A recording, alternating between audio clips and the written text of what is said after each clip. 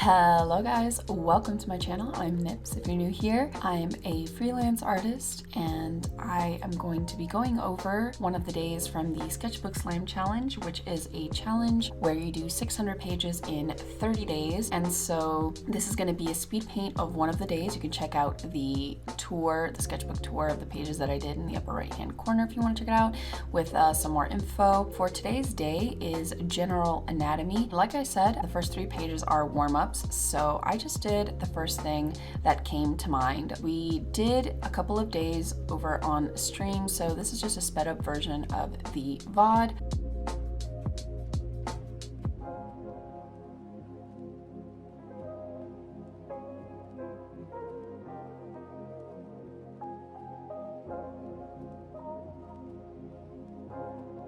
For these pages, like I said, guys, I just drew the first thing that came to mind, no matter what it was. And I tried my best to just flow and trust. And obviously that doesn't always work well. I did make, a lot of quote unquote proportion mistakes and mistakes in general. And I think for me, it was just important to not be so hard on myself, regardless of what kind of mistake it was or the fact that there were any mistakes, period.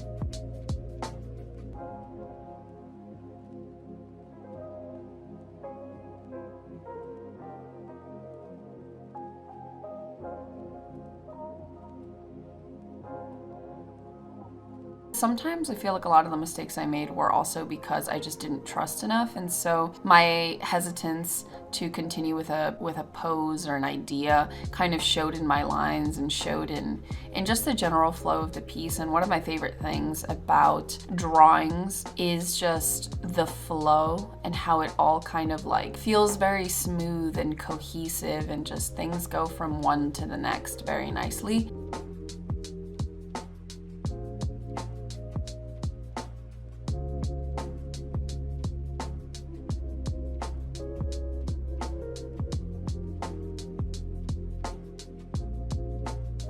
I think this challenge definitely helped me out to force me to accept the things necessary in order to develop that sense of flow. And it's not quite perfect yet. It's something that I have to channel, that I have to learn to channel.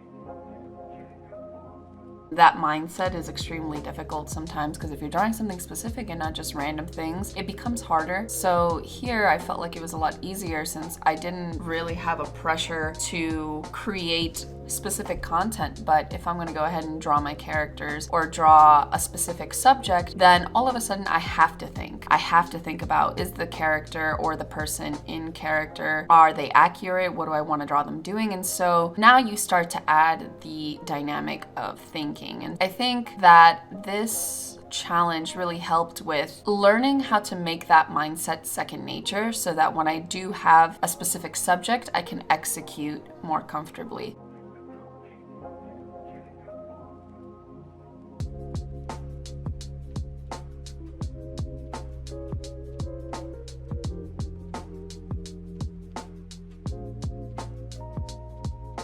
I do apologize also for the quality. I know my stream quality isn't the best, but hopefully you guys can get a general idea for what it looks like while I'm drawing. And I know some of you asked for a real time of this, like kind of like a draw with me and just leave it in real time. I thought about it, but guys, these streams, these pages took about 8 to 10 hours a day, so there's no way that I could upload 8 hours of footage. And even if I broke it up, there's just so many days. I feel like it would be rather spammy, so I decided on just doing the speed paint. If you want a real time of these, maybe I can just distribute them in some other fashion, but at least on YouTube, I think the speed paint is a decent compromise.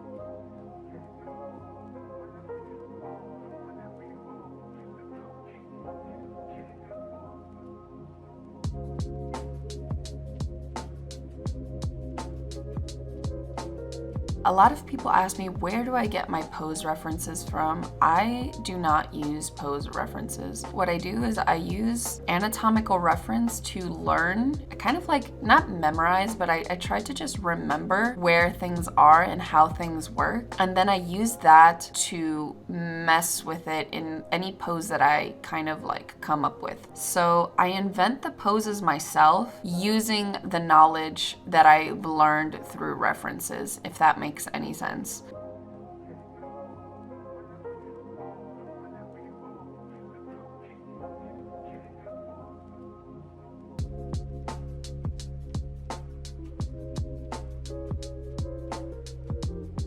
And mind you, this is very different for everyone, so please try to know what kind of person you are and try to learn about your own process. This is not the same for everyone. And I had to learn this the hard way because I always felt very subpar because I could not learn from copying. It's very difficult for me to copy something and understand why it works the way that it does. For me, it's easier to kind of like memorize the skeleton or reference of something and then mess with it in my own way.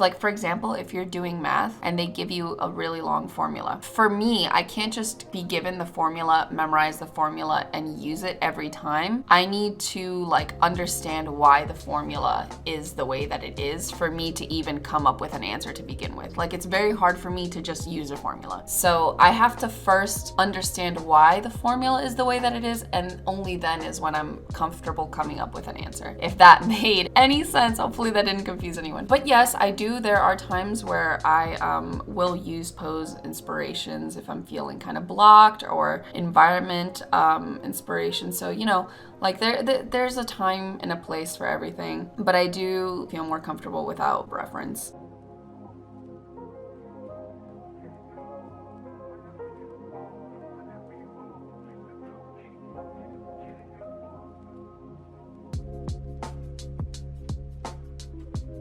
Another thing that I kind of just want to throw in here, in the last sketchbook tour, my intro was 8 minutes long, and I put it in the pinned comment. I apologized for it, but I know I'm someone who kind of rambles on, and maybe I have a lot to say. Maybe I have nothing to say, I don't know. But I really thought that the context for the pages and how I did them and why I did them the way that I did was really important to how the pages are digested, in my opinion at least.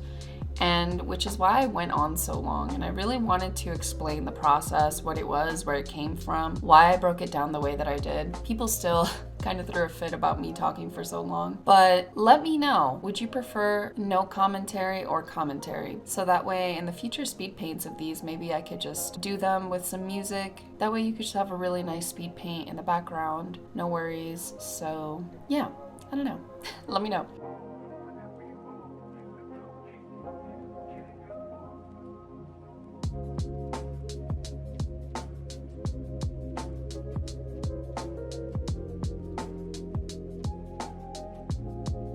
This day was just general anatomy, so what I tried to do was stick with the full figure and try not to go into too much detail on the muscles. One of the things that I had to accept when doing this challenge was that I set up the challenge to cater to my current skill set and what I need work with. So that's why the Excel document is there for you to alter and fix how you see fit for where you are and what you want and what you want to achieve. And the reason I say that is because I have a semi-decent grasp on anatomy already, so the general anatomy day for me comprised more of like, all right, I already have my general scope of anatomy and a pretty decent grasp of it, so I'm just going to practice poses. But maybe someone else might need to learn that before they jump into this day. So if you find it strange that I'm doing full bodies first and then jumping into the parts of the body second, that's kind of why.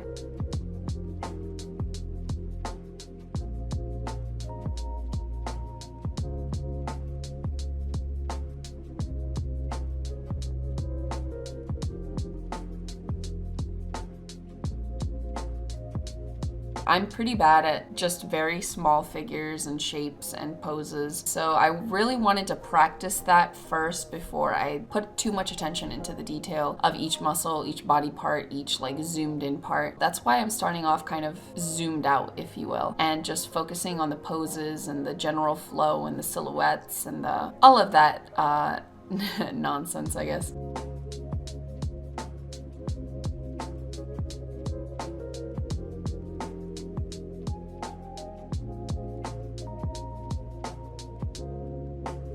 Here you'll see me mess with a lot of little different angles. I did a 100 for page 100, so you see that 100 there. I was having trouble with my worm eye view pose, so I did try a fair share from bottom up, and I really tried to understand what the hell was going on there.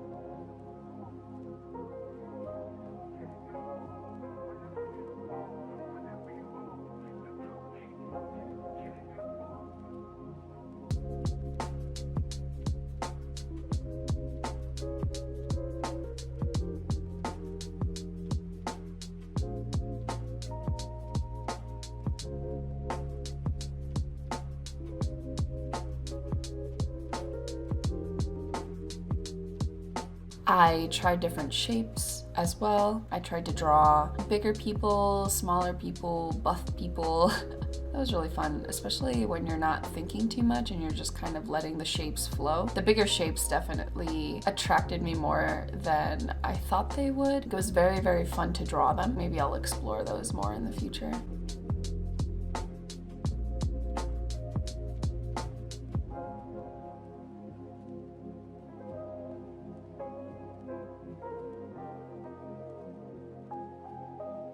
As the pages went on, I always realized that 27 pages was just not enough. It always happened. I would start the day and I would say, wow, we have 27 pages to fill. And even though the previous day I would realize that 27 pages is not enough, every time I would get there at the beginning, I would always think it was too much. And then as soon as I would start and I would get like almost halfway, I'd realize just how little I had covered. And it just goes to show that there's so much to do and so much to learn and so much to practice, and you just gotta keep at it always, all the time. I guess that's the fun part, yeah, is that there's always something to learn and to kind of work on and perfect, I guess.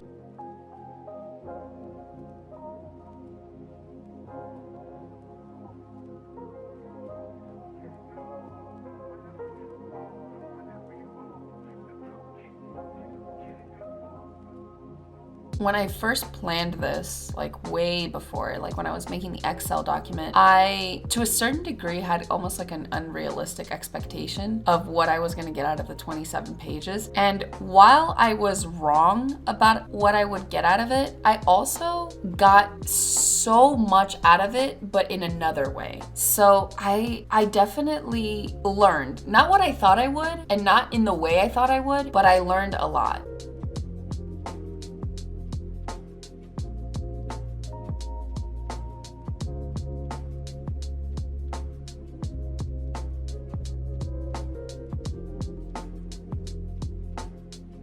The things that I learned and the fundamentals that I was able to kind of start to understand, because obviously this is not going to make me perfect almost anything quite yet, but it gave me a good idea on what I need to work on and where to go, what direction I need to move in. And I probably wouldn't have figured that out if it were not for the Sketchbook Slam Challenge. And that is not being hard on myself all the time, learning that mistakes are a thing, going with the flow, just not overthinking things and letting things just come onto the paper. A lot of the times I open a sketchbook and I'm scared. I have like blank page fright, and this just taught me to not be scared of a blank page, to just start going, make circles, make shapes, make figures. And it was something that always blocked me. Blank pages used to scare me a lot more than they do now, and it's something that I still have to work on. They still sometimes scare me, but now I feel so much more free.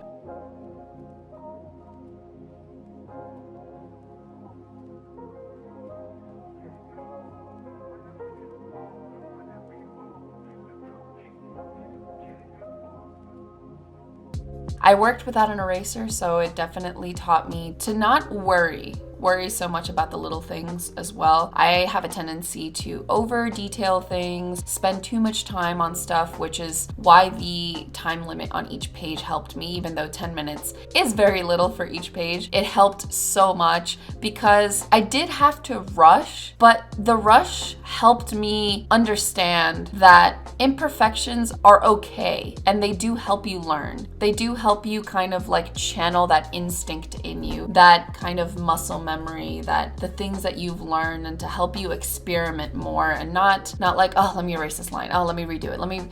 It's kind of just like keep going, keep going, keep going. I know a lot of you are like, oh, like quality over quantity, but honestly, this taught me that there is a place for quantity over quality, and there is something to be learned from it. I think that quantity over quality teaches you something different. Maybe I'll make a video about it.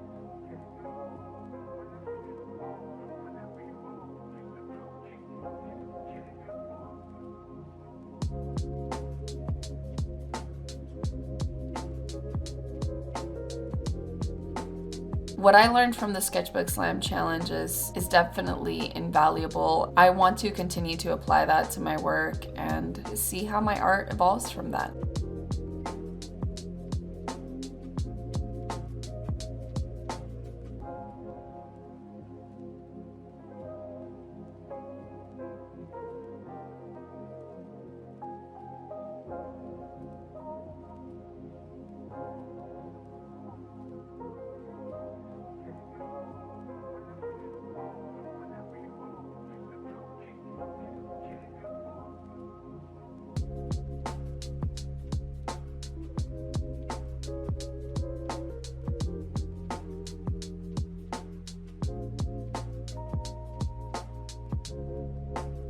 So here are my cool down images, getting to apply it to my characters. So here you have some OFFCELL characters. And for those of you that don't know, I do have my own 18+ comic. If you want to go ahead and check that out at offccellcomic.com. It is 18+, so please police yourself.